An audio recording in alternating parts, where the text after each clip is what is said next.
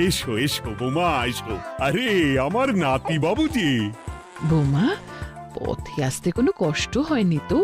এইটুকু পথ আসতে কোনো রকম কষ্ট হয়নি মা। গোপাল কাকা এত ভালো যে কি বলবো।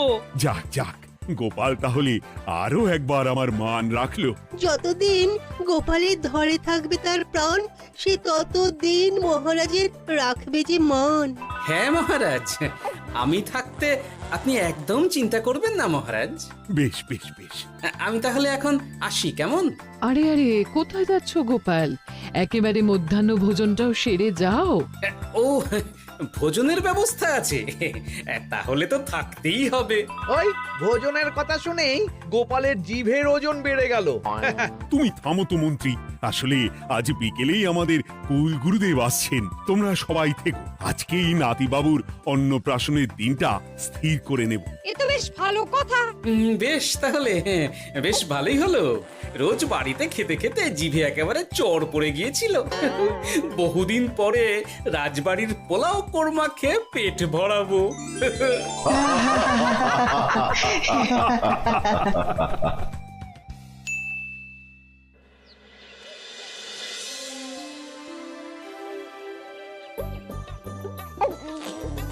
বাহ, তোদের নাতির তো ঢের উন্নতি হবে রে, খুব প্রতিপত্তি হবে, নাম যশ সব হবে, কোনো চিন্তা নেই।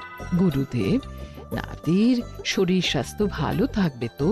দেখ, এমনিতে খুব একটা কিছু অসুবিধা তো দেখছি না, তবে হ্যাঁ, সম্প্রতি একটা বড় সড়ো ঝড় বয়ে যাবে দেখা যাচ্ছে। কি সর্বনাশ গুরুদেব, এসব কি বলছেন? কথাটা কি সত্যি? আমি মিথ্যা বলি না, যা দেখলাম, ঈশ্বর আমাকে দিয়ে যা বলালেন তাই বললাম। তাহলে কি হবে গুরুদেব? এই বিপদ এড়াবার কি কোনো উপায় নেই গুরুদেব? ওরে, তোরা আমার পুরো কথাটা শোন।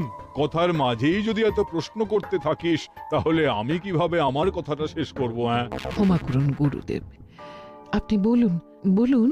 শোন, ওর কপালে ঝড় থাকলেও সে ঝড় ঠিক কেটে যাবে, চিন্তা করিস না। ভগবান আছেন, উনি বিপদ ঠিকই কাটিয়ে দেবেন। যখন বিপদ চরম সীমায় পৌঁছে যায়, তখন ঈশ্বর নিজে এসে আমাদের বিপদ মুক্ত করে।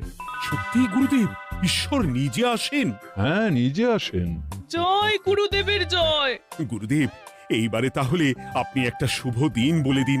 নাতি বাবুর অন্নপ্রাশনটা ধুমধাম করে দিতে হবে তো। আজকের পর থেকে ঠিক 3 দিন বাদে একটা খুব ভালো দিন আছে, ওই দিন তাহলে অন্নপ্রাশনের ব্যবস্থা কর। বেশ বেশ, তবে তাই হবে গুরুদেব, তাই হবে। গোপাল, তাহলে সব কিছুর বন্দোবস্ত করা শুরু করো। সে আর বলতে রানীমা, আমি আগামীকাল থেকেই একদম জোর কদমে মাঠে নেমে পড়বো। হ্যাঁ রানীমা, আমি কোনো দায়িত্ব নেব নাকি? না থাক, যদি প্রয়োজন হয় তুমি গোপালকে সাহায্য করো।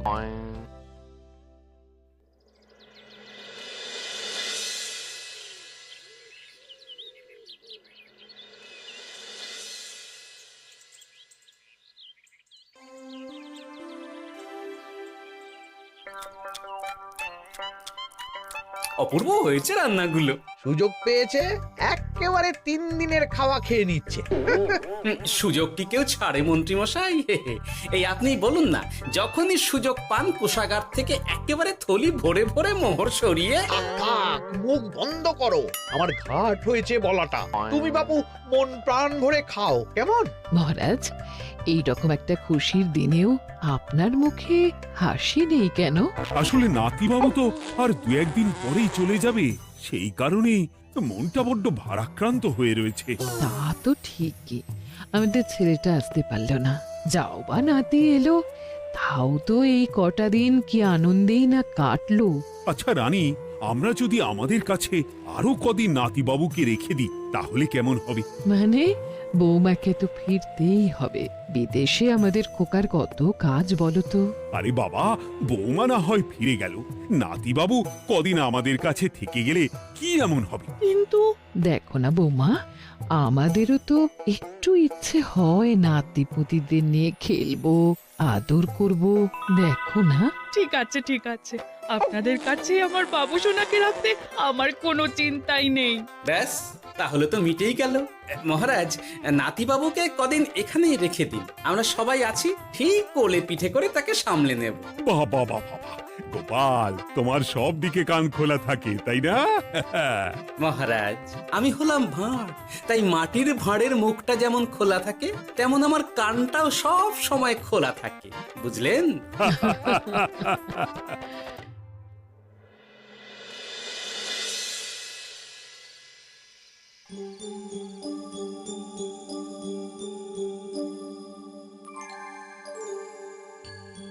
কি ব্যাপার মহারাজ, আপনি এখনো শোননি কেন? শরীর খারাপ করছে নাকি? না রানী, একটা কথা খুব ভাবাচ্ছে বুঝলে। কি কথা মহারাজ? এই যে সেদিন গুরুদেব বললেন না, যখন গভীর বিপদ আসে তখন ঈশ্বর নিজে আসেন বিপদে মোকাবিলা করার জন্য। হ্যাঁ মহারাজ, বললেন তো। আচ্ছা, ঈশ্বর কি বিপদে সত্যিই নিজে আসেন? কিন্তু তিনি নিজে তো বিশাল শক্তিধর, ক্ষমতাবান। তাহলে তিনি নিজে না এসে অন্য কাউকে পরিস্থিতির মোকাবিলা করতে পাঠান না কেন? মহারাজ, ঈশ্বর কখনো কখনো নিজেই হয়তো আসেন, অথবা কখনো কারো দ্বারা বিপদ খণ্ডন করেন। ব্যাপারটা খুবই সহজ মহারাজ। না না, কিন্তু আমার মনে হয়। মহারাজ, আপনার কি মনে হয় আমি জানি না, তবে আমার যা মনে হয় আপনাকে বলেছি। আগামীকাল একবার সভাসদদের প্রশ্নটা করতে হবে, দেখি তারা কি বলে। আগামীকাল সকালে আবার বৌমা ফিরে যাবে।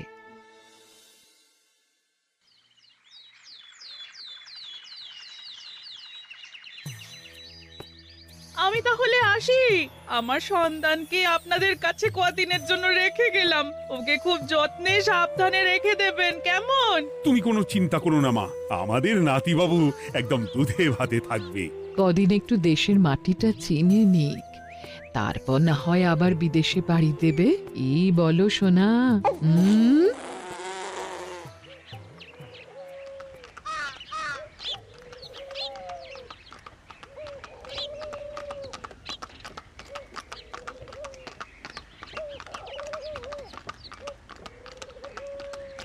বৌমা তো চলে গেল, এইবারে তাহলে আমরাও যাই। আজকেও নিশ্চয়ই বৌমার ফিরে যাওয়া উপলক্ষে রাজসভা বন্ধ থাকবে। ভুলেও এই সব কথা ভেবো না মন্ত্রী। চলো এইবারে সবাই রাজসভায় চলো, তোমাদেরকে একটা খুবই গুরুত্বপূর্ণ প্রশ্ন করব। সেরেছে, মহারাজ আবার কি প্রশ্ন করবেন ভগবান জানে। সবাই রাজসভায় এসো।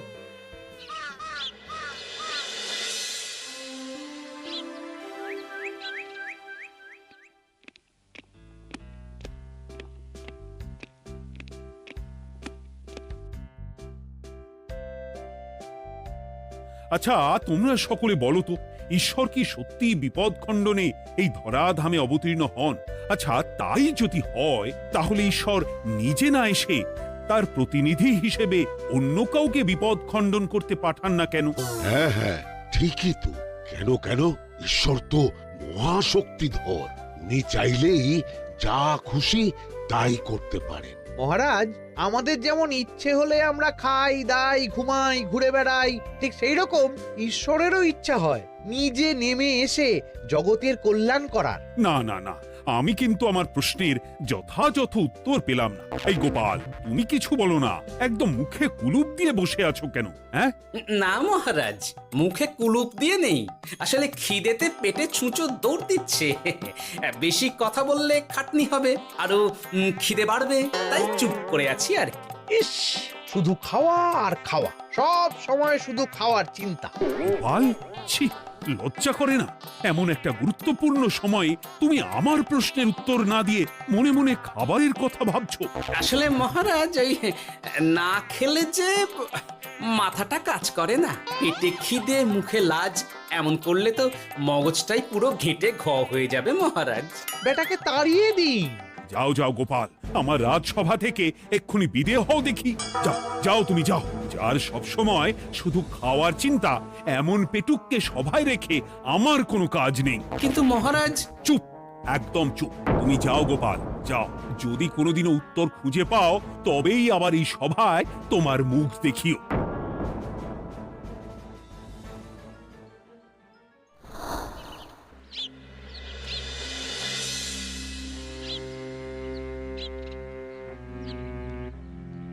মহারাজ যে এমন সামান্য কারণে আমায় রাজসভা থেকে বার করে দেবেন ভাবতেও পারিনি। এখন কি যে করি, একে তো মাসের শেষ, সংসারে তুমুল টানাটানি। এক কাজ করি বরং, গিন্নিকে নিয়ে কদিন শ্বশুর বাড়ি চলে যায়, কদিন পায়ের উপরে পা তুলে আরাম করে আয়েশ করে দিন কাটাবো। হ্যাঁ, তাই করি।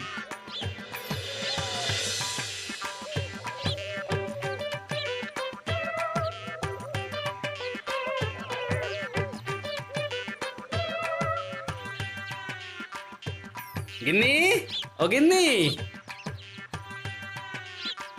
বলছি কি, ওই শিগগিরই তল্পি তল্পা গুছিয়ে তোমার বাপের বাড়ি চলো। এই কটা দিনের জন্য দুজনে ঘুরে আসি, বুঝলে? কি ব্যাপার তোমার হঠাৎ করে আমার বাপের বাড়ি যাবার হিড়িক কেন? কিছু মতলব আছে নাকি? আমি না তোমার স্বামী? তুমি আমাকে এভাবে বেমক্কা মতলববাজ বলতে পারলে? হ্যাঁ, কোথায় আমি তোমার কথা ভেবে কথাটা বললাম, আর তুমি কি না আমায় স্বামী না স্বামী কে জানে? এই গত 3 মাস ধরে বাপের বাড়ি যাওয়ার কথা বলছি, তুমি তো তখন কানেই নিচ্ছিলে না, এখন হঠাৎ? আচ্ছা, বুঝেছি, অনেক ঝগড়াঝাটি হয়েছে, এইবারে তল্পি তল্পা গুছিয়ে চলো, মেলা সময় বয়ে যাচ্ছে। এক্ষুনি যাবে নাকি? সন্ধে হয়ে এলো তো। সন্ধে হয়ে এলো তো কি হয়েছে, চলো শিগগিরই চলো। ঠিক আছে, আমি প্রস্তুত হচ্ছি, তুমি তাহলে একখানা গরুর গাড়ি ডেকে আনোগে, যাও। আরে মিছিমিছি গরুর গাড়ি রাখবো কেন? আরে বাবা, আমরা হেঁটে যাব, হেঁটে। কি বলছো? এতটা রাস্তা বনের মধ্যে দিয়ে আমরা হেঁটে যাব? শোনো গিন্নি, ওই বাতের ব্যথায় না হাঁটাটা বেশ ভালো, বুঝলে? চলো, দেখবে কোনো রকম অসুবিধে হবে না। হ্যাঁ, আমি তো আছি নাকি?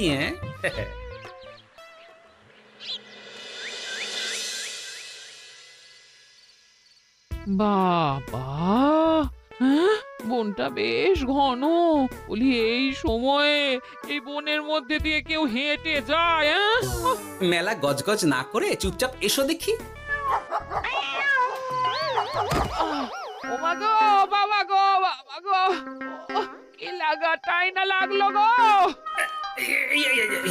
আরে, তোমার থেকে আমার বেশি লেগেছে, যাখানা ধাক্কা মারলে। কি করবো? গিন্নি আমায় ধাক্কা মেরে ফেললো বটে, কিন্তু আজ আমি মহারাজের প্রশ্নের যথাযথ উত্তর পেয়ে গেলাম। বেড়াল ছানাটিকে বাঁচাতে কোনো কিছু না ভেবেই কিভাবে বেড়ালটা ওই বাঘা কুকুরটার দিকে তেড়ে গেল। হ্যাঁ, তার মানে বিপদে পড়লে সন্তানকে বাঁচাতে না, আমাকে এক্ষুনি একবার রাজপ্রাসাদে যেতে হবে, রানীমার সঙ্গে কথা বলতে হবে। আরে, ওদিকে কোথায় চললে গো? ওদিকে তো তোমার শ্বশুর বাড়ি নয়? আরে বাবা, আমার নয়, তোমার শ্বশুর বাড়ির দিকেই আবার যাচ্ছি, বুঝলে? মানে আমরা আর যাবো না? না, পরে যাব, তাড়াতাড়ি এসো দেখিনি। কি রে বাবা, লোকটার মাথাটা কি গেছে নাকি? কখন যে কি করছে নিজেরই ঠিক নেই, যত সব।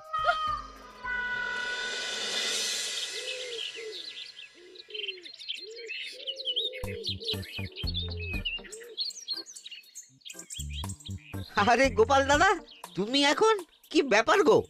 আমি একটু রানীমার সঙ্গে দেখা করতে চাই, খুব দরকার। কিন্তু এখন তো সকলে ঘুমাচ্ছে, তাই আমি তো এখন তোমাকে ঢুকতে দিতে পারবো না। আরে অযথা কথা না বলে পথ ছাড়ো, ভিতরে ঢুকতে দাও। গোপাল দাদা, তুমি এই সময় ওই ঢোকার জন্য অহেতুক জেদ করো না। তাছাড়া আমি যতদূর জানি তোমায় তো মহারাজ তাড়িয়ে দিয়েছিলেন, তাহলে আবার বহাল হব, চিন্তা করো না, দয়া করে এখন ঢুকতে দাও। গোপাল দাদা। পেয়াদা, এই কি ব্যাপার? এত হইচই কিসের? কি হয়েছে? রানীমা, আমি আপনার সঙ্গে একটু কথা বলতে চাই, বিশেষ দরকার আছে।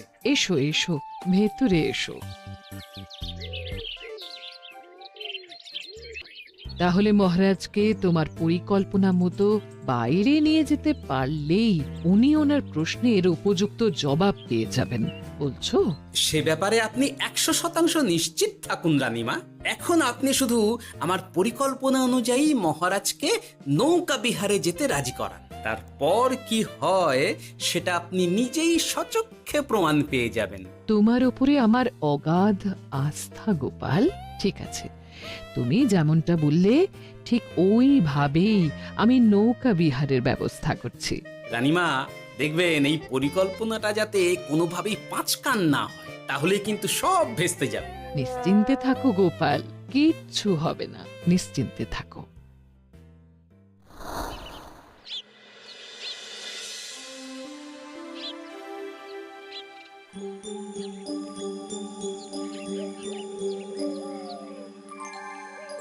মহারাজ আবার বেজার ভোগ করে গেছেন। কি করব, আমি এখনো যে আমার প্রশ্নের উত্তর খুঁজে পাইনি।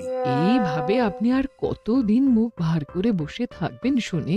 কি জানি, কিছুই আর ভালো লাগে না যে।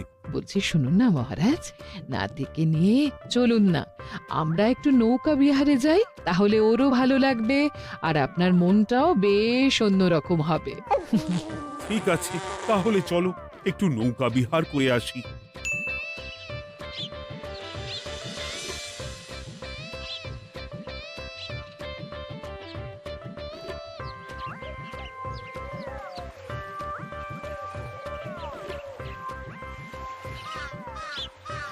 এই তো মহারাজ, আসুন আসুন, সেই কখন থেকে আপনার জন্য অপেক্ষা করছি। এ কি গোপাল, তুমি এখানে? কি ব্যাপার? তোমার সঙ্গে তোমার স্ত্রীও আছেন দেখছি। মহারাজ, কতদিন আপনাকে দেখিনি বলুন তো, তাই আজকে একদম সস্ত্রীক চলে এলাম। চলুন চলুন, সকলে মিলে নৌকো বিহার করে আসি। কিন্তু আমি তো তোমাকে তাড়িয়ে দিয়েছিলাম, তারপরেও তুমি। মহারাজ, অনেক তো হয়েছে, এখন এসব কথা ছেড়ে নৌকোতে টুকুস করে উঠে পড়ুন দেখি। কিন্তু মহারাজ অযথা দেরি করবেন না, চলুন উঠে পড়ুন।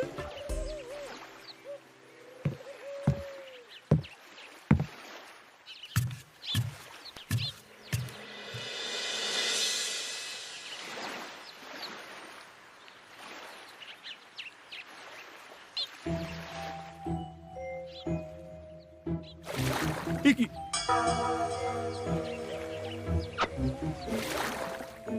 এই নাও, দেখো দেখো, ও কোনো সাড়া শব্দ করছে না কেন? সারা শব্দ করবেন না মহারাজ, মানে এসব কি বলছো? এই পুটুলির ভেতরে তো আপনার নাতি নেই, এখানে নাতির বদলে রয়েছে একখানা খেলার পুতুল।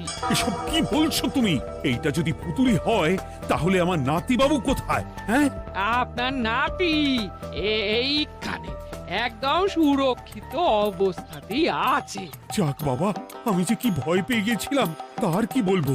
কিন্তু রানী, তুমি আমার সঙ্গে হঠাৎ কেন এমন ছলনা করলে? হ্যাঁ, আমার কথাই মহারাজ, কেন?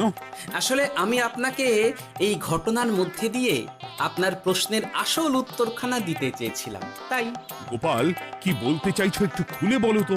আপনি জানতে চেয়েছিলেন যে ঈশ্বর যেহেতু বিশাল ক্ষমতাধর, তাই সন্তানের বিপদে তিনি নিজে না এসে অন্য কাউকেও তো তার প্রতিনিধি হিসাবে বিপদটা কাটাতে পাঠাতে পারেন। হ্যাঁ, কিন্তু তার সঙ্গে এই ঘটনার কি সম্পর্ক শুনি? মহারাজ, পুতুলটি যখন জলে পড়ে গেল তখন আপনি সেটিকে নিজের নাতি ভেবেই একবারও কারুর জন্য অপেক্ষা না করে, নিজের প্রাণের তোয়াক্কা না করে নাতিবাবুকে রক্ষা করলেন। মহারাজ, আমরা ঈশ্বরের মানব সন্তান, ঈশ্বর আমাদের সকলের হৃদয়ের ভিতরে বসবাস করে, তাই বিপদ হলেই তিনি ছুটে আসেন, কখনো নিজে, আবার কখনো বা কোনরূপ প্রতিনিধি মারফত। তাই ভবিষ্যতে আর কোনোদিনও ঈশ্বর সম্পর্কিত কোনরূপ সংশয় মনে রাখবেন না, কেমন? সাধু সাধু, ধন্য তোমার বুদ্ধি হে গোপাল। সত্যি যেভাবে তুমি একটা ঘটনার মধ্যে দিয়ে আমায় আমার প্রশ্নের উত্তরটা ব্যাখ্যা সমেত, তার কোনো তুলনা হয় না। তোমার যে আর কিভাবে প্রশংসা করব তাই ভাবছি। মহারাজ, আমার আর প্রশংসা না করে ওই পেট পুরে একটু ভালো মন্দ খাওয়ান তো দেখি, তাহলেই হবে, আর কিচ্ছু চাই না। আচ্ছা আচ্ছা, বেশ বেশ, তাই হবে। আগামী 7 দিন তোমার সস্ত্রীক সহ রাজবাড়িতে দুবেলা আহারের নিমন্ত্রণ থাকলো, কেমন? ব্যাস, আর কি চাই?